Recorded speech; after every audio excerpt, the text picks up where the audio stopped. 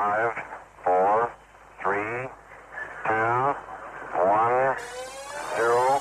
Ignition. Liftoff.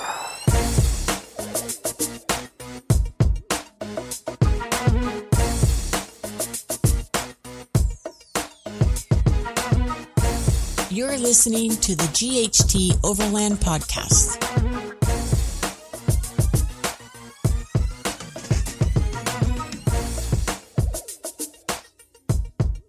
Welcome back. Thank you for joining us on the GHT Overland podcast. This is where you get the greatest interviews and insights from overland travelers around the globe. You will learn the basics to the advanced in overlanding, so buckle up and get ready for part 2 with Dirk and Sonja of Elmos Odyssey. I'm Chris. And I'm Lisa. This is part 2 with Dirk and Sonja.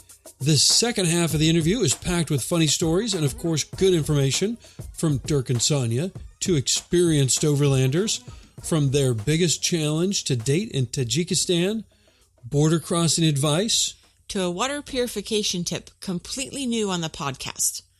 Of course, a lot more, and all with those same birds providing a tropical background. The birds were fun. Yes, they were. Sometimes. We need some new guests. That is true, and totally not bashful to admit we're behind. If you're a longtime listener, you already know this. But seriously, if you are interested in joining us, have good value to add for others to learn from, and, of course, have a good sense of humor so it's nice and fun, let us know. Or if you can hook us up with someone, you will be my new best friend. Just yours. All right. I'll let you be their friend, too. Hey, can I push the button again? Does that mean you're ready to get into part 2? You're excited to hear Dirk and Sonja? Yeah. Of part 2? Let's roll. All right, let's do it. Lisa. Yes. Push the button.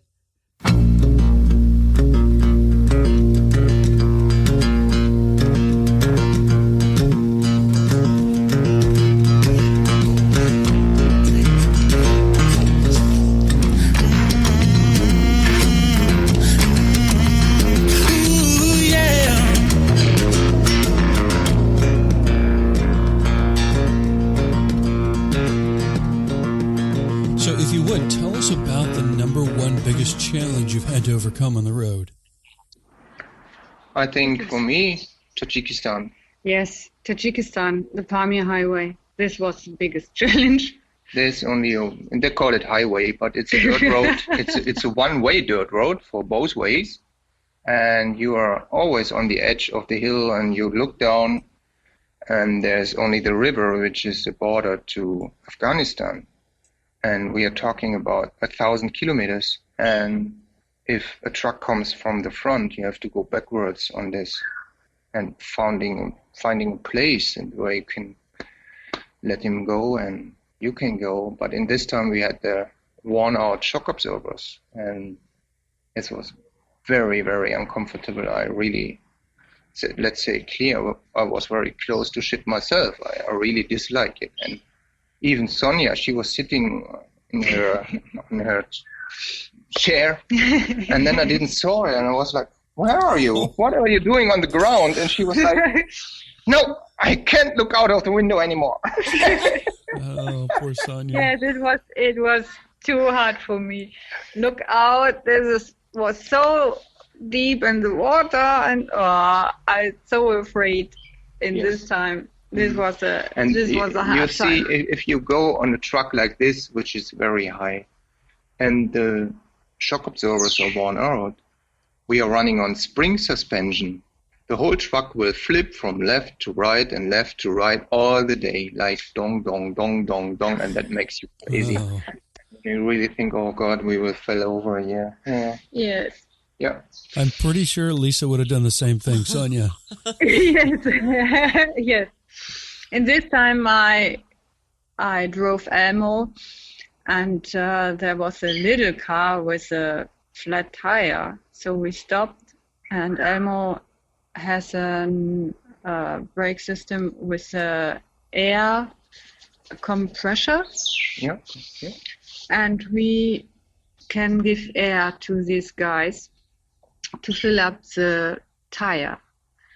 And after this, there was 4 guys in this car. They go and said, yeah, thank you, and they go, and the truck comes from the front, and I thought, oh God, I can't stay here in this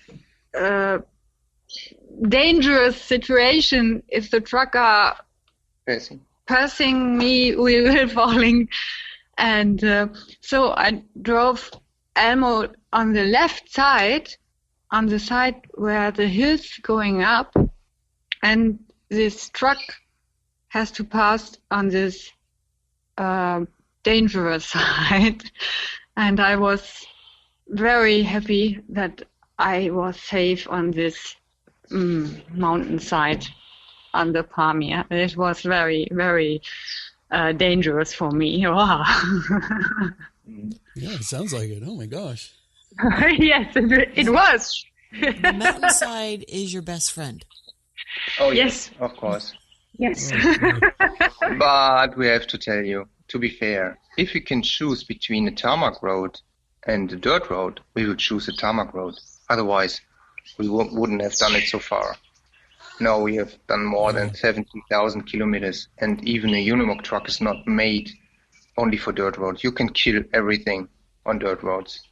So let's say corrugation. maybe we have done 10% of it in dirt roads. Otherwise, always tarmac roads. But you see, in Ohio, we had 5 water crossings. The cars, they had to stop. They couldn't go. They just did a stop sign on the road, and then you couldn't see the end of the lake. And so I walked in the front, and ELMO is made for it. And I walked in the front, and Sonja she just drove through it. And was about, I think the biggest one was about a kilometer. Yeah. Yeah. Yeah. So it's made for this. So then you knew how deep the water was going to be. Yes. And also you don't know where the streets end when the water it's too high. Is there coming a curve or something? And then you go into a field or whatever, and then you are lost. So it's better if somebody goes in front and checks the road. Yeah. But we have these little speakers.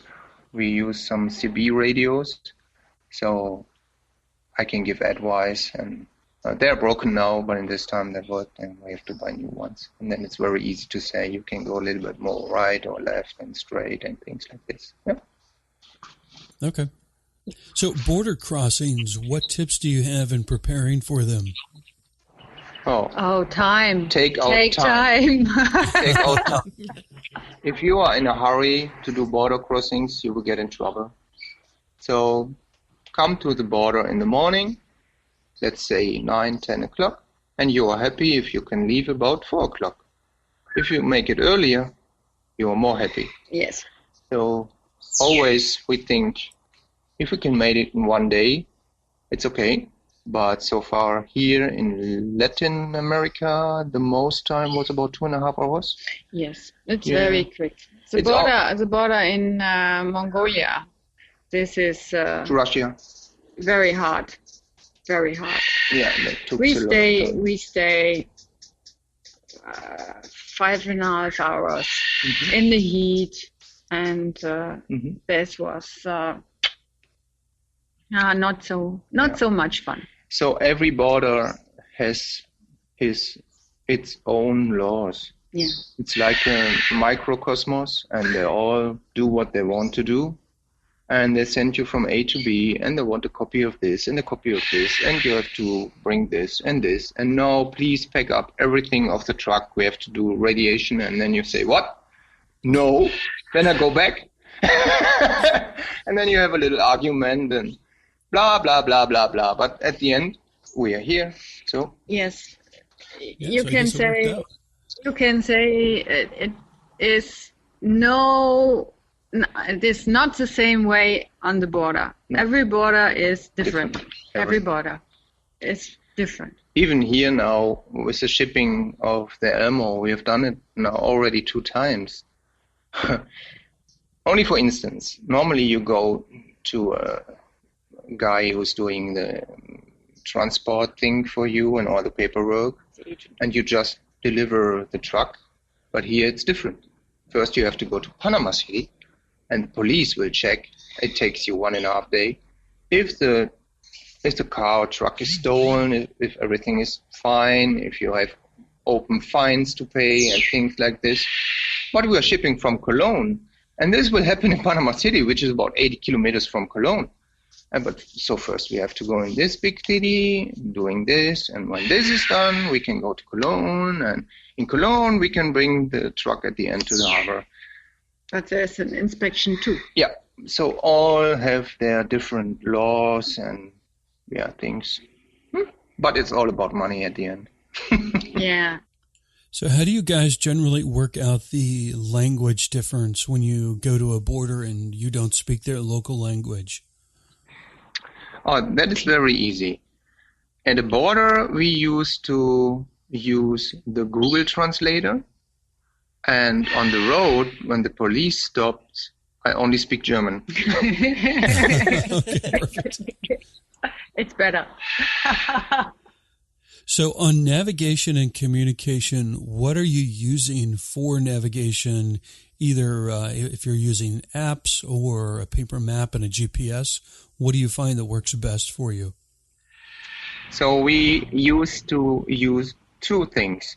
One mobile phone with Maps.me and also a TomTom navigation system in the truck. But sometimes one of the things is trying to send you into little streets and things like this. So we used to use both.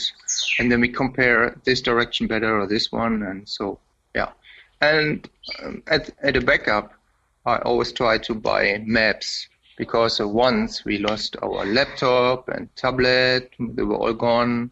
And we had only one mobile phone left. And then we had 400 kilometers, I think, from Chechnya to Kazakhstan without any maps, without anything. We were just going with the sun direction and the compass. And I was like, okay, we have to go 400 kilometers in this direction, and then we are on a map again. So we try to have a lot of backups, but that's what we do. Okay. In communication, from SIM cards to cell phone plans, what are you doing to make sure that you can stay connected as much as possible? That is one of the first things we do after crossing the border.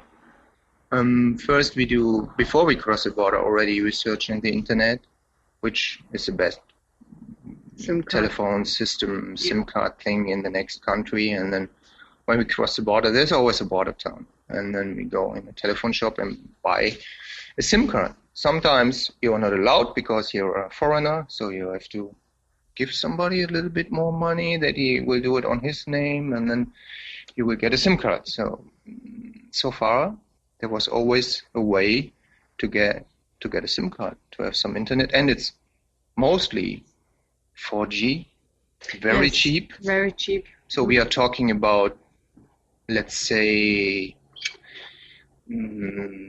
Tajikistan. You pay $5 a month, and then you have unlimited 4G everywhere. So sometimes very, very cheap. Yeah. Yeah, Kazakhstan is very cheap. Yeah. US is very high priced with internet and mobile phone, and Canada also. You can buy a SIM card for US, Canada, and Mexico, but it's not so cheap. But you can use it in this area. This is fine. And if you go to Belize, you can buy a card. Is useful in Guatemala and Honduras too. There's a good system in Central America.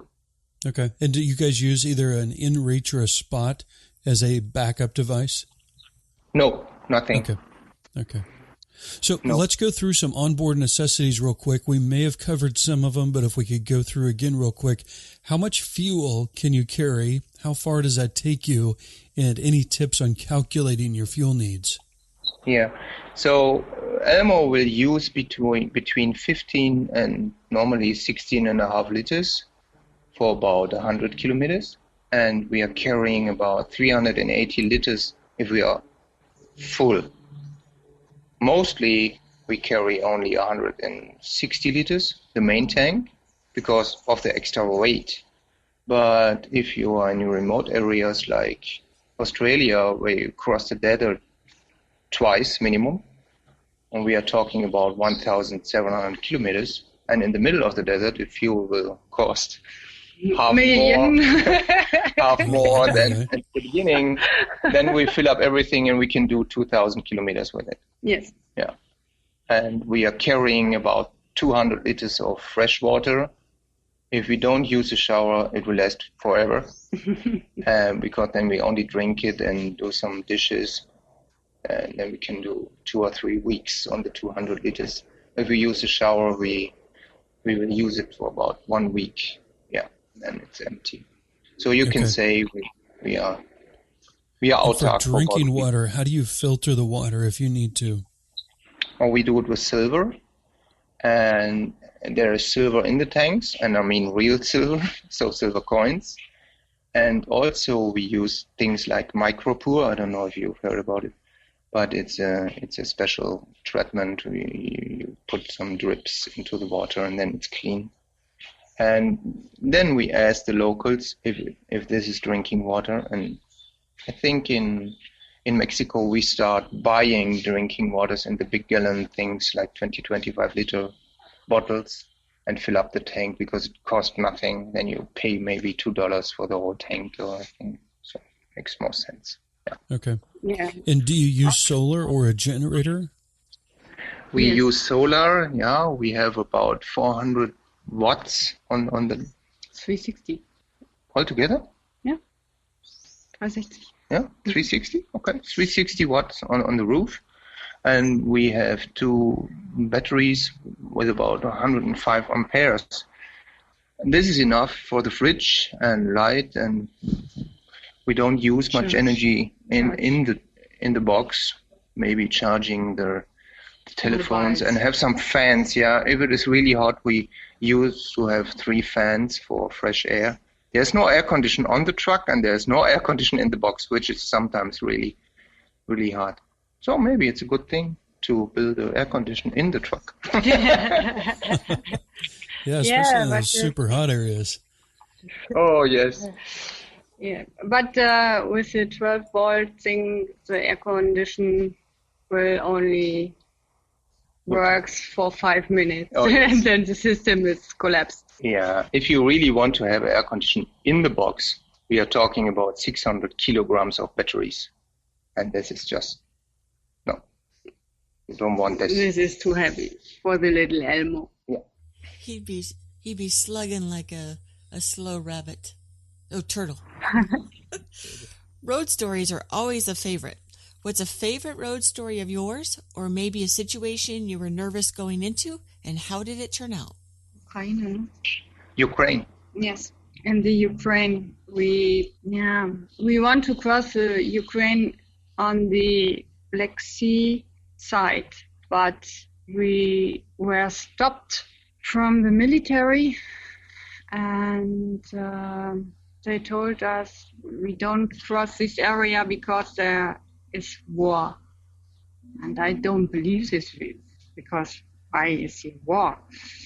Yes, here is war. You have to go around this area. And this was, I think, 500 kilometers. We have to go direction north around this war area. And this was a terrible time for me. And I can say to everybody, there is still a war now. Please don't go in this area. Thing is, you have to go on the war line, so exactly where the war zone begins or ends depends on which side you are. And it's a war in the country, so between the people, and no Russian is involved. It's only Ukraine. And you can hear and smell that they should. So even the air is full of the smelling of the powder. And in the time when we crossed to this area to find the open border to Russia, I think they killed 3 people in this time, 4 people.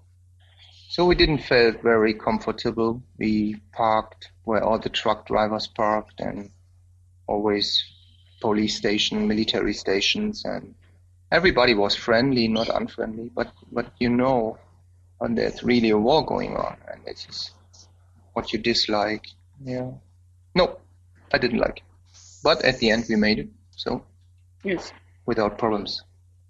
How long did it take you guys to get through that piece of the country? 3 days? 3 days. 3 days. Yeah. It was very terrible roads. Yeah. And so we have to go very slowly. Also, we have a problem with the shock absorber in this time. And yeah. But that's life. Yeah. So any helping others or philanthropy that you guys do while you're traveling, or any opportunities that you've seen that maybe our listeners could think about taking advantage of? It makes you open-minded. I think for me, traveling is to see the real world and not in the television.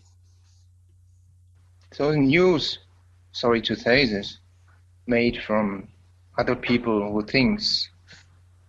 think what might is interesting for you, and maybe it's right, maybe it's wrong what they are telling.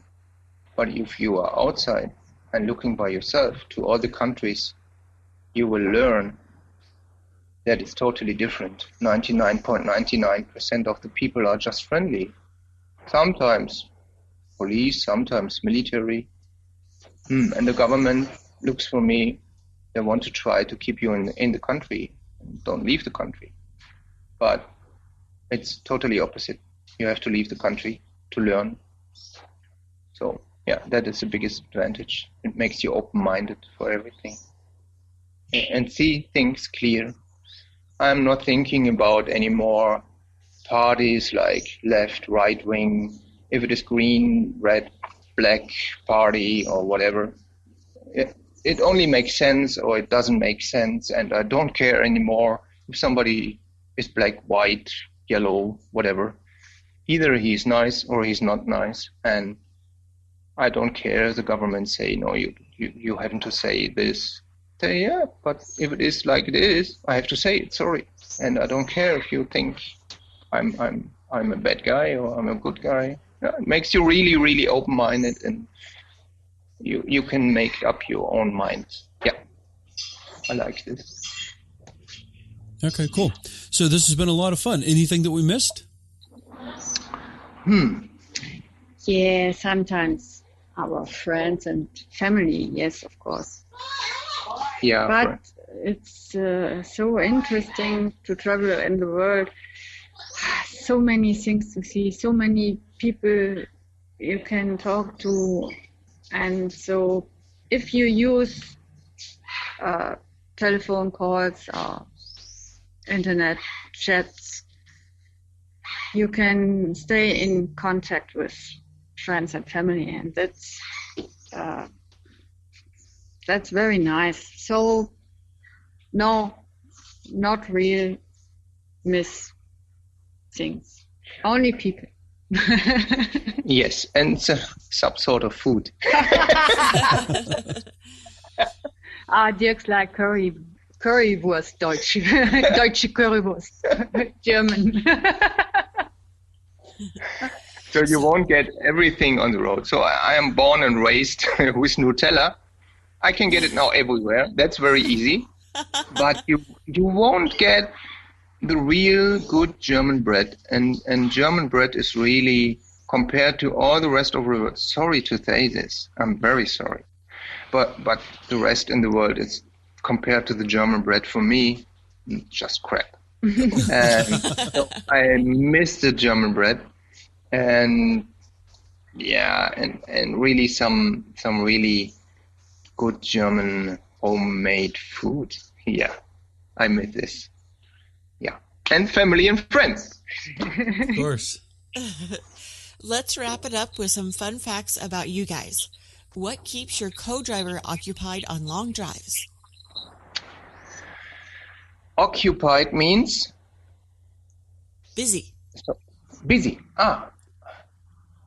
We have time in the truck, so it's very small in the front. We can't go from the front to the back of the truck, so it's a really big, a really small little room where we are together for about 6-7 hours a day. And so sometimes she's driving, sometimes I'm driving. Then we have times where we talk. We have times where we don't talk. And then I just do my mind. And I'm in my mind and thinking about things, which is also after a while like traveling through yourself. You are just sitting there and for days and you think. And that's a very good thing. And then we have some music. We have a CB radio. If we have somebody in front of us with a CB radio, we can talk, and that's what we do. Yeah. Yes. Yeah. And do you play any musical instruments on the road or around the campfire at night? Oh, to be fair, we are both traditional German hunters. We are carrying our traditional German hunting horns with us. And from time to time, we are both playing during the driving. And also, That's great. if we met people on the road, which I really like, we just play a good song on the trumpets for them to give them a present. Yes. And from time to time, it's really, really nice, That's especially for the people. If you pick up there are golden horns like the post horns, and they look very nice, and we are good players already, and so yeah, I like it. And what is your favorite drink in the morning to get you going? Coffee. Black coffee. Black. No Black sugar, coffee. no milk, only black coffee. 2 cups of it, and I'm on the road. That's great. Have you had your coffee this morning? Yes, already. Yes. That's good. What's a favorite beverage at night to wind down after a long day on the road with bad shock absorbers? Was trinkst du gern abends? Ehrlich. Sometimes I drink beer. Yeah? A Sometimes. good German beer? No, I try the locals, the local beer. Okay. I like to try the taste of all the different beers. Yes, that's for me fun. Yeah, I like it. Sometimes it's very bad, and I think, oh, okay, I have to give it away. But mostly, I like it. And I don't drink alcohol at all, but I like the American root beer. If I can get a root beer, I would give everything for it. So that's what I would like to drink in the evening. And otherwise, I only drink cold water, clear Yes. water. That's what I drink all the day and in the evening.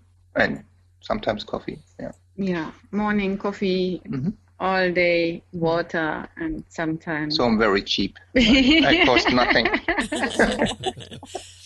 Perfect pal to travel with. Yes. What is your best advice to aspiring overlanders like us? Start with the first step. Don't think too much. Go. Yeah. Go. Go. Just go. One step after the next. Because I already know after 30 years, people are doing plans and putting so much things in it. You can buy everything to prepare a trip like this. You can spend $1 million, but so more and more and more you're buying and doing and preparing. And thinking. So more complicated it gets at the end. try to do it so easy as possible with so less things as possible and just start the trip. And the rest you will figure out on the road. Just start. Do the first step. I like that. Go to the point you can see and then to the next. And how can people learn more about you and what you're doing? Well, that's very easy. So Sonja is doing an Instagram page, which is called Elmos Odyssey with an underscore between it. And I'm doing the Facebook page, Elmos Odyssey as well, without underscore. And there you can find, I think, Mercedes-Benz articles. They're doing from time to time articles, and newspaper at home doing articles. And we try to set up pictures, and I don't write very much text because people are so lazy to read. And so I write a private diary every day. That's what we do for ourselves. But when we come back home, we will do slideshows. So you have to come to Germany, and the slideshows will be for free. And you can set up the tent in our barn. And so you are all invited. I don't care. And yeah, if you really want to see pictures and more. But there you will find already a lot of in the internet. If you just put in on the Google Elmos Odyssey or my name, it's Dirk Erker, or Sonja Behang. If you put this into the Google, you will find a lot of information about everything. Yeah. Okay, great. So any more information you'd like to give or useful resources that our listeners should check out? As we said before, if you decide to go from, let's say, you're in Washington, you want to go down to Mexico, just open the Facebook page and then you go traveling Mexico, and you will find a lot of groups which are doing only information about this. And then you go into the groups, introduce yourself, and you will have a lot of people which are very helpful to bring you over the border, to keep you safe, to invite you, and things like this. So it's a big traveling community in the world, and they are all friendly and very helpful. In these days, traveling is getting more and more easier. Mm-hmm. Yeah. Sonja and Dirk, thank you so much for your time. We are humbled that you've given us such an amazing look into your world, experiences and knowledge. Safe travels and adventures to you, and we hope to catch up with you again in the future. Thank you. Thank you very much. Yes, and we love you all. God bless you.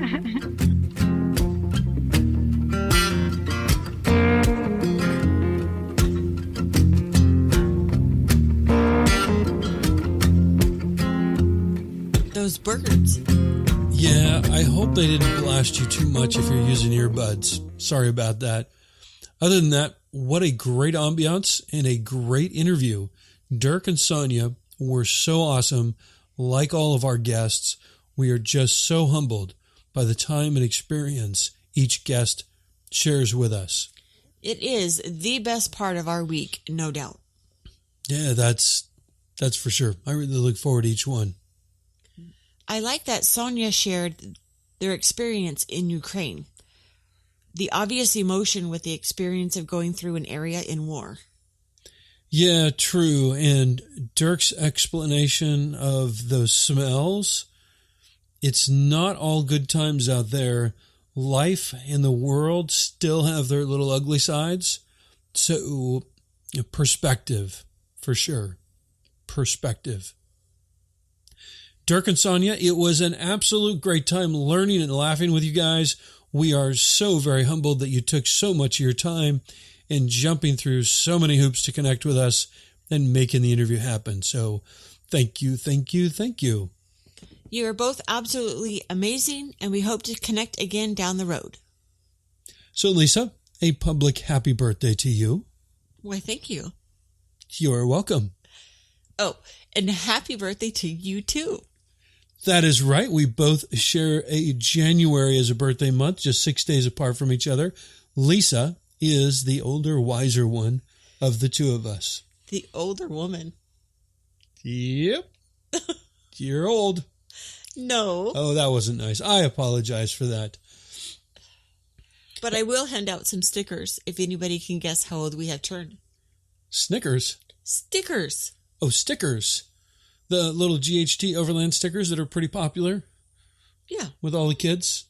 Well, but adults. Anybody can send me Snickers. Nice way to turn that one around. I like Snickers. And to you, our listener, thank you. You truly humble us, from seeing the download numbers each week to your DMs, your messages, your emails, and the like. We love you guys and appreciate you. We love doing these. We love talking to all of you and hope to see you out on the dusty, dirty, bumpy, smooth paved roads someday. Oh, nice collection of roads. Yeah. Be sure to follow Dirk and Sonja on social media. Just look up Elmos Odyssey. That's spelled ELMOSODYSSE. SSE.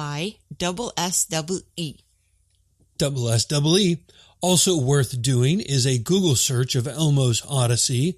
Their interview posted on the Mercedes-Benz website is super awesome. Definitely worth taking a read. For good overlanding karma, which is what you want, kindly subscribe, rate, and review the podcast on your podcast platform of choice, giving the GHT Overland podcast a little extra love. You can visit the show notes page on our website at ghteoverland.com/podcasts. Select the Elmos Odyssey episode. All the details and helpful links are already there for you.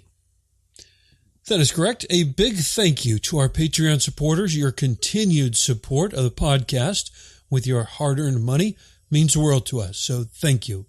If you'd like to help support the show, opting into t-shirts and coffee mugs that double as sweet G&T mugs at night, take a look at the options while you're there, and feel free to send your questions, suggestions, and feedback to ghteoverlandpodcast@gmail.com. GHT is showing gratitude, being humble, and having the tenacity to tackle your dreams. Lisa's pointing at things. Sorry. Thank you, and we will see you next Thursday. Hopefully, interview pending and needed to make that happen. Fingers crossed.